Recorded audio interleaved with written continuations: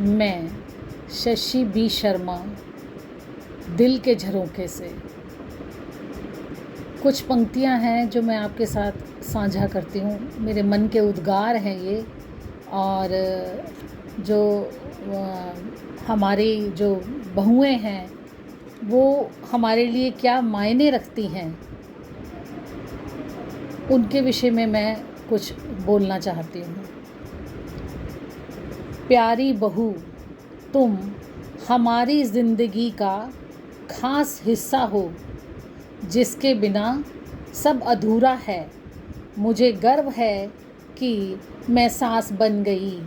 मत भूलो कि जब तुम कभी हारोगी तो मुझे अपने पास पाओगी। खुली बाहों से स्वीकारूंगी मैं, और तुम्हारी जीत पर हमेशा खुशी मनाने के लिए मौजूद रहूंगी। घर में बहू की उपस्थिति ज़रूरी होती है।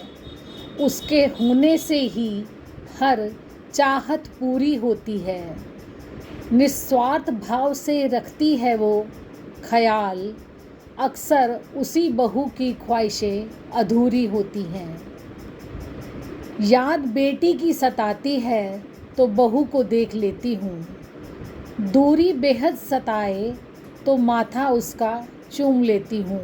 मूर्ख हैं वो लोग जो बहू और बेटी का अंतर रखते हैं। याद आती है मुझे सब बातें कुछ पुरानी। अपनी बहू में मैं खुद को देख लेती हूँ।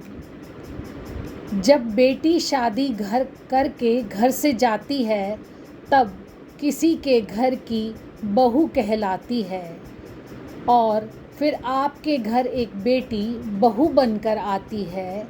अपनी हंसी से यूं वो पूरे घर को महकाती है। इसी तरह बेटी ही बहू और बहू ही बेटी कहलाती है। माँ बाप की लाडली बेबी है, संसार के लिए देवी है। हर रूप में बहू गुणी है, बहू के बिना ज़िंदगी सूनी है। गौर से देखोगे, पहचानोगे तो सब समझ में आएगा।